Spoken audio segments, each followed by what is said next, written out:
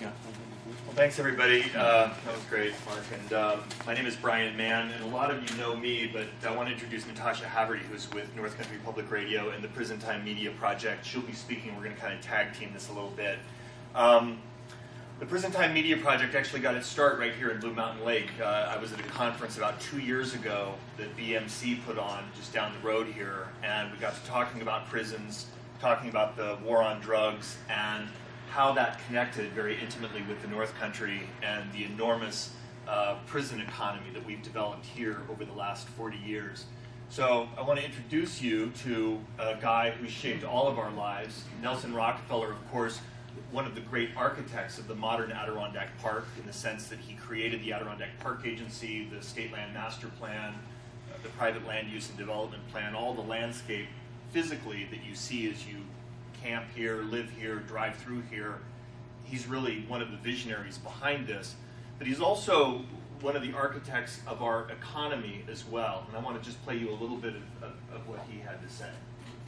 I have one goal, one objective, and that is to stop the pushing of drugs and to protect the innocent victim. So Nelson Rockefeller, 40 years ago this summer, pushed through a series of new laws that criminalized drugs and drug addiction in a new way.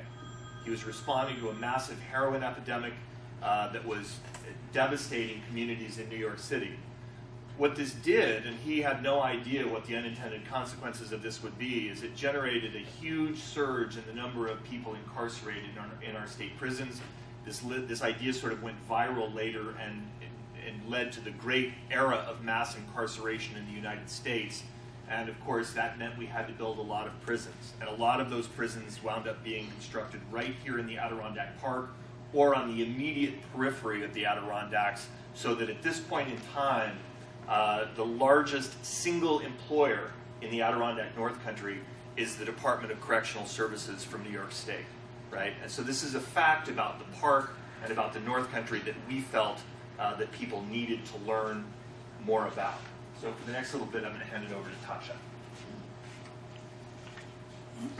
So as we look at these 40 years of the Rockefeller laws that Brian just introduced, we've been really interested in looking at their implications on racial lines, how they changed, fractured, and really intensified relationships in the with the white communities and communities of color.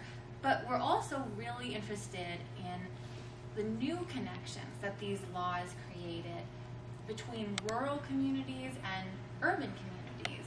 All of this, we know that many, you can say that the vast majority of people who were incarcerated under these laws were men and women of color. We also know that many of them came from urban communities. So suddenly you had men and women whose first experience of rural New York wasn't on vacation or at summer camp, but it was for a prison sentence. So we wanted to play you a little clip of tape from a man named George Prendes, who's one of the guys we got to know and do a story about. And here's him talking about, he arrived at Attica on a 15 to life sentence for drug possession. And a few weeks into his sentence, then late one night, he was told by the guards that he better get his things together because the next morning he'd be shipping out to Clinton Dannemora. You had heard of stories about Clinton Dannemora. It was very scary, but I just knew that I was getting out of being in a cell for 23 hours a day. So they put us on a bus, and we started traveling. It took about 12 hours to get to Clinton Dannemora. We get to Clinton, we pull up to the town, and the prison is in the middle of the town. When we used to hear there was a lot of racism in Clinton. They didn't even have black officers there. So we got there, the bus stops, and we get out of the bus, and they got all these correction officers dressed in these Smokey the Bandit hats. I have one goal, one objective, and that is to stop the pushing of drugs and to protect the innocent victim. So that was George, and that's an example also of how, with this project, we're really interested in the human experience of these issues. We're not just telling sort of issue reporting stories. We're really interested in the human experience of these stories. Thanks, Tasha. So, what we realized when we started doing the research for this project is that the Rockefeller drug laws and the era of mass incarceration really rewired sort of the invisible Adirondacks. This is a photograph taken at Mariah Shot Camp, which is up the mountains from Port Henry.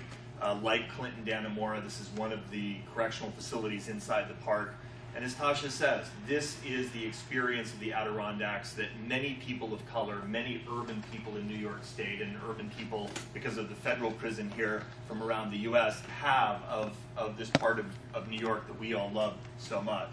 So one of the things that we realized as we began this project was that we had fortuitously come to prisons at a very exciting moment for a couple of reasons. First of all, it was the 40th anniversary of the passage of these Rockefeller drug laws, so a great hook to sort of start thinking about there. The second thing that was going on was that here in New York, but also nationally, there was a new thinking, new set of debates and deliberations about what these policies were doing for our society, what they were costing financially, what they were costing in terms of the ethics and the sense of justice that we have evolved in our society. But the third thing that's really essential to the work that we're doing right now is that because we're rethinking mass incarceration and sending fewer and fewer people to prison now, it's raised big questions about whether this industry is going to continue to drive the economy in the North Country. We've already seen prisons close in Lion Mountain, at Gabriel's, New York, 2 inside the park. A prison is slated for closure right now in Chateauguay. We've had a camp close in Glens Falls and another prison slated for closure there as well.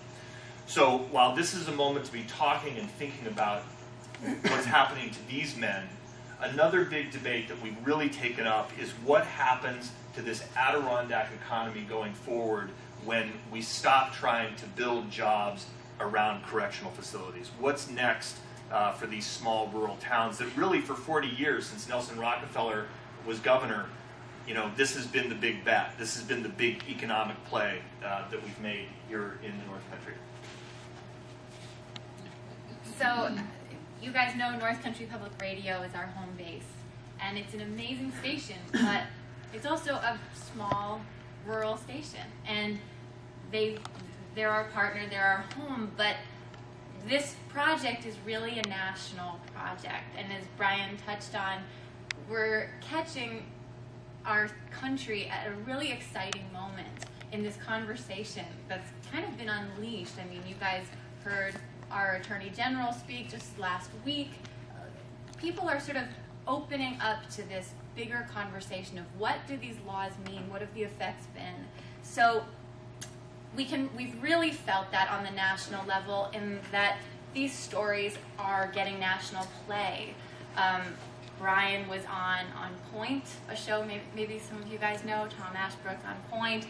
We're on All Things Considered, Morning Edition, here in the Adirondacks, obviously.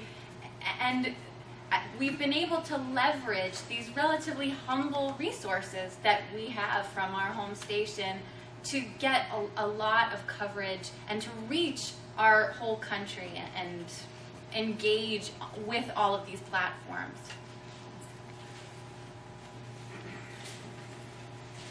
So I want to wrap up by talking a little bit more about our business model. As Tasha says, we're pretty small potatoes, really. There are the 2 of us working on this project. We got started at Blue Mountain Center, you know, over glasses of wine, thinking about this idea. Very quickly, ACT put us together with Prospect Hill Foundation, the Overhill Foundation, and some other folks who could give us, the David Rockefeller Foundation, who gave us some seed money, right, to get us started. We've also launched this very exciting Kickstarter project. Some of you may have heard of this new sort of very grassroots way of raising money. We've actually hit the $10,000 mark as of today, so we're making progress towards our almost $20,000 goal by the end of the month. But really, this is, I believe, sort of the new model for how reporters like us are going to drive the resources into big investigative narrative stories like this. Some of you may have heard that a couple of weeks ago, the Washington Post, as an entire entity, sold for $250 million. Now, to put that in context, that's about a quarter of what a big summer blockbuster movie makes in 2 weeks, right? So journalism in our society right now, the business model is essentially broken, right? If the Washington Post sells for nothing, you can imagine what the resource base is like for us trying to do in-depth reporting about incarceration and drug wars and urban-rural racial tension. It's a tough fight. But the hopeful and exciting thing is that we have found enormous grassroots support. We've reached out to people and said, we really think that this stuff matters, and we've had an enormous and really positive response, not just from people giving us $1 or $10, but also from the journalism community. We have reporters throughout the system, whether it's at NPR or WNYC, people down in the Capital Region, who've really taken us in and given us resources, given us places to sleep. It's been really generous. And so I think that our sort of business model really is living off the land. We go from one story to the next, hoping that it's good enough and exciting enough that people will come in and get us on to the next big step, the next big project. We're going to wrap up this year.